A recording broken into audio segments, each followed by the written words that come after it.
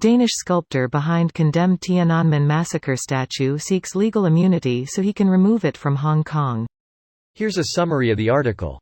The Danish sculptor behind the Tiananmen Massacre statue on the University of Hong Kong campus has asked Hong Kong to provide legal protection so that he can visit and safely take it back to Denmark. A removal of the monument of the Tiananmen Square massacre in 1989 will lead to activities and media coverage that could be perceived as criticism of China, he wrote in an open letter passed to the university and his Hong Kong legal team this week. See also. Explainer. How Hong Kong sought to erase the memory of the 1989 Tiananmen Massacre.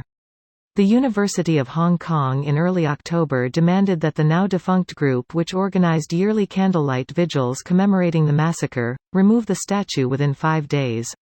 Galschiot has since asserted his ownership of the monument, launching an international campaign to save the statue and relocate it abroad.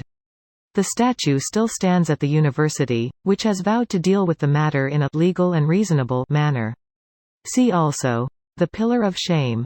The history of Hong Kong's harrowing tribute to the Tiananmen massacre victims. Efforts to remove it from the campus have prompted critics to decry shrinking freedoms in Hong Kong, with one warning of a political purge at universities.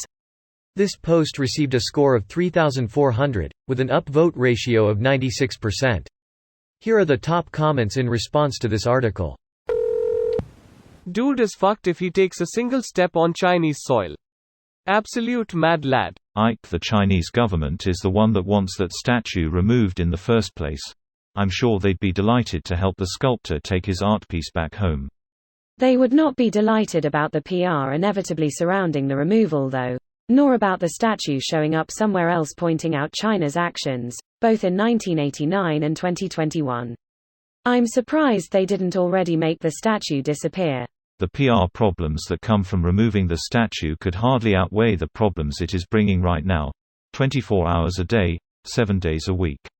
Now that the statue is no longer on Chinese soil, they can actually censor it now because the only ways people could bring it back to the mainland is through media. It doesn't matter if somebody sticks it in front of the driveway of some foreign Chinese embassy or in a museum as protest.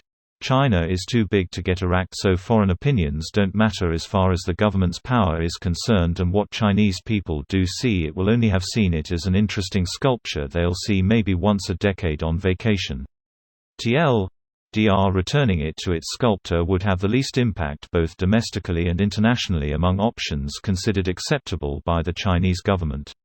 I don't see how the domestic outrage over making it disappear would be meaningfully bigger than the domestic outrage over making the sculptor make it disappear, and the latter comes with the being toured from embassy to embassy problem that will keep generating bad press, even though only externally.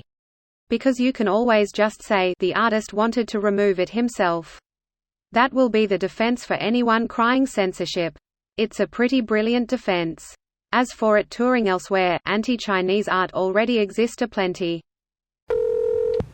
Greater than a removal of the monument of the Tiananmen Square massacre in 1989 will lead to activities and media coverage that could be perceived as criticism of China, God forbid. What fucking insanity that people have to tiptoe like this because of the ghoulish narcissism of the CCP. No chance, better just make a duplicate. He has made a few, but that's not the point. You can have the molds to cast endless amounts of bronze statues, but for a politically motivated artist, having the original part and having it displayed the right place as a big middle finger is important. He also organized the color orange as a protest against the 2008 Beijing Olympics, where the concept was that they could oppress journalists and statements by the athletes, but they couldn't prohibit a color. They did their best to prohibit a color.